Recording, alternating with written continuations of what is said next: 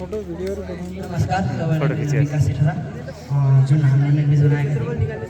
जुन रासनलाई चाहिँ मुख्य इन्जिनियरको रूपमा बनाउने मैले थोरै सहयोग गरेको थिएँ जुन अब रासनलाई यसको बारेमा चाहिँ आफै गर्नु हुनेछ। हस् धन्यवाद।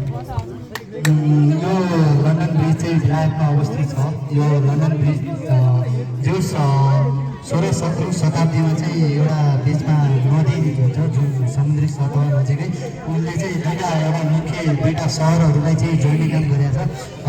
जसमा चाहिँ हाम्रो यातायातको दुईवटा साधन एउटै नभएर पनि दुईवटा एउटा चाहिँ पानी जहाज मुनिबाट जान्छ भने एउटा चाहिँ अब गाडीबाट यातायात यसको चाहिँ मुख्य काम भनेको चाहिँ यातायात जोड्ने दुईवटा सिटीलाई चाहिँ जोड्ने र व्यापारिक सम्बन्ध चाहिँ स्थापित गर्ने काम गरेको छ जसले चाहिँ यो चाहिँ त्यो फिजिक्स अनुसार होइन भौतिक विज्ञान अन्तर्गत जो पास्कल ल अनुसार बनाइएको छ जुन पास्कल ल अनुसार बनाइएको छ र यसको चाहिँ कार्य सिद्धान्त चाहिँ तपाईँहरूले देखाउने नै छु र यसको चाहिँ मुख्य फाइदा भनेको त्यही हो दुईवटा सहरलाई चाहिँ जोड्ने र कयौँ दिनहरूमा जो हिँडेर पुग्न नसकिने यताउति र काठको पुल लगाउँदा पनि धेरैभन्दा धेरै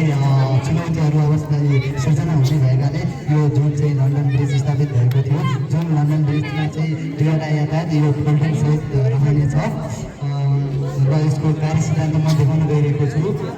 यसको चाहिँ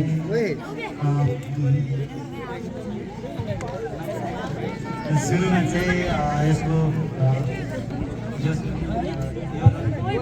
दुईवटा ब्रिज चाहिँ माथि जाँदाखेरि चाहिँ हाम्रो यो मुनिबाट चाहिँ समुद्र छ जुन समुद्रमा चाहिँ हाम्रो कयौँ टन बोकेको भारी बोकेको सामान गर्न पनि सकिन्छ भने यो चाहिँ पुनः आफ्नै स्थानमा आएर आउँछ र गाडीको यातायात मानिसहरू अवरोध गर्ने काम पनि गर्छ र दिनमा करोडौँ मानिसहरूका यातायातमा सुविधा पुर्याउँछ र यसको एउटा बेफाइदा पनि छ र यसले चाहिँ कुनै देशबिच युद्ध भयो भने चाहिँ जुन सेनाहरू हुन्छ नि यताबाट यहाँ भाग्छ यताबाट यहाँ भाग्छ बिचमा चाहिँ यो चाहिँ हामीले चाहिँ चाप दिँदाखेरि चाहिँ यस्तो उठ्छ र सेनाहरू एक अर्को सिटीमा चाहिँ पास गर्न पाउँदैन